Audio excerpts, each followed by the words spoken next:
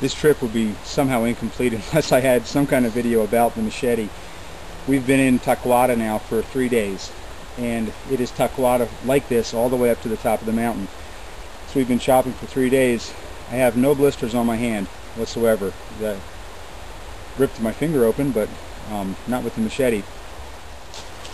When you're chopping through a taquada thicket, or when you're chopping for literally kilometers on end, there's no one proper grip that you should use all the time on a machete. Your basic grip is a pinch grip, which has already been discussed in other places, but what you're basically doing is you're holding the machete with your top 2 fingers and your thumb, and letting it pivot in your hand like that. That saves a lot of wear and tear on the palm of your hand. One of the things I do with all of my machetes to facilitate that grip, if you can see the indentations, is I've anatomically fit the machete to fit my hand. If you were to pick up this machete, it would feel strange to you, it would just feel lumpy. But for me, my fingers indent into all those different places on the handle. And put it this way, if your hand could wear out a machete handle, it would start to look like that after using a proper grip on it with time.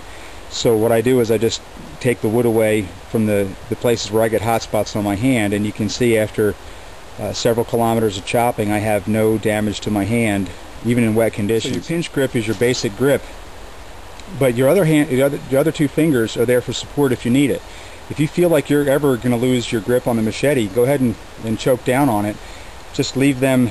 You want that pivot action.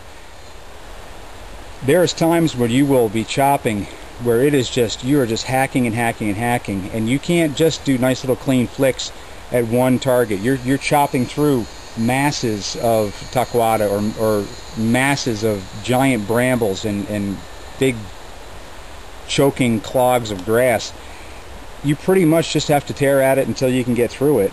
The mark of a good machete user is somebody who takes as few swings as you can, read the jungle, read exactly what's hanging up on what, and a lot of times you can cut things and they'll just swing free, and you can do one cut. Sometimes you'll have to cut low and cut high to get something out of the way. A lot of times you'll cut something and it will fall right down, and the rest of it will just drop right down in the middle of you. So sometimes it doesn't even pay to cut. I will avoid cutting with a machete as much as I possibly can. I mean, sometimes if all you have is a hammer, everything looks like a nail. If all you have is a machete, everything looks like it needs to be chopped. Chop as sparingly as you can. If you do the math on it, if you chop through 1 kilometer of brush, and you basically clearing a meter wide path, you've cleared 1,000 square meters of brush. That is a full day's work to go 1 kilometer of distance. Clearing 1,000 square meters of brush, for me that rings a bell, because I live on a piece of property which is 1,000 square meters, and I have cleared 1,000 square meter vacant lots before, and that is, you start in the morning and you work all day long, and at the end of the day you're clearing to the walls of that property.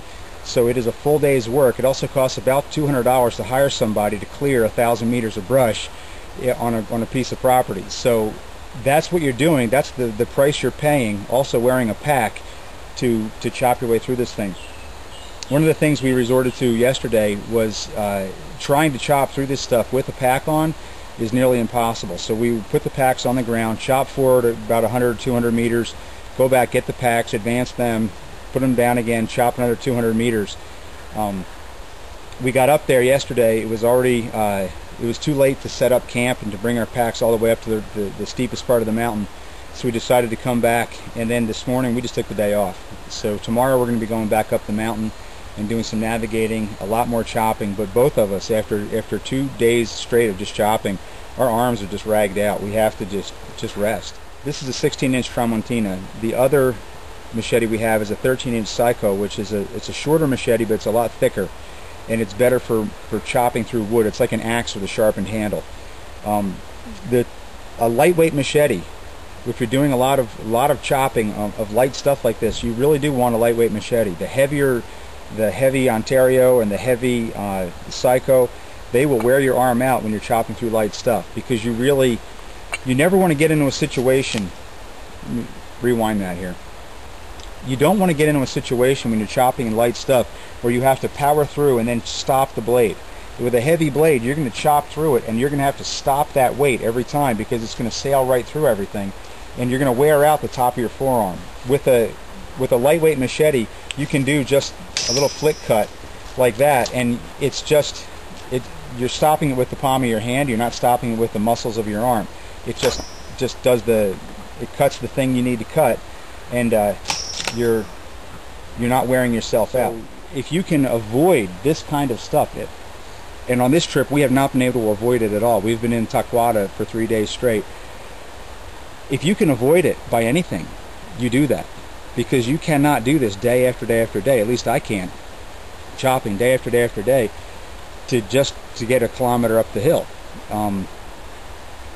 If I can avoid chopping, I do it. The other thing you have to do is maintain your blade. Your blade, Taquada is similar to bamboo, and bamboo dulls a blade very quickly. Taquada is very much the same. Your blade will get so dull that after a day of that, you might as well be using the back of the blade. You're just smashing stuff with your blade. You have to maintain your blade sharp every day. When you take a break, when you get into camp, in the morning before you head out, you have to take care of your blade.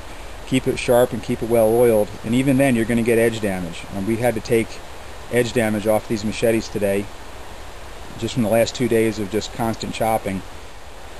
The machete is a mode of transportation, but it is not a ride you want to take.